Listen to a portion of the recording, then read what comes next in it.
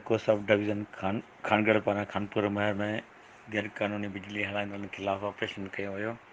केतरائي गैरकानूनी कनेक्शन काटे छॾिया। बिजली चोरी करण खिलाफ़ केस दाख़िल कया विया। इन हवाले सां अव्हांखे ॿुधाईंदो हलां त सेपको सब डिवीज़न खानगढ़ पारां SDO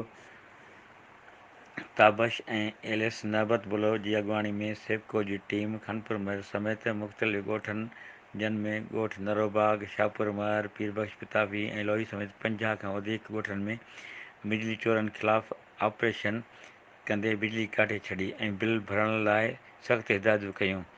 इन हवाले सां सब डिवीज़न खानगढ़ जे SDO ॿुधायो त बिजली चोरनि ख़िलाफ़ 3 FIR दाख़िल कयूं वयूं आहिनि ऐं 10 खां वधीक FIR दाख़िल करण लाइ खानपुरमहर थाणे ते दरख़्वास्तूं ॾिनियूं आहिनि। हिन इहो बि ॿुधायो त जेसिताईं रहतूं बिल अदा न कया वेंदा उन वक़्त ताईं उन्हनि इलाइक़नि जी बिजली बहाल न कई वेंदी। जी सिरिचंद कपूर, इबरत न्यूज़, खानपुरमहर।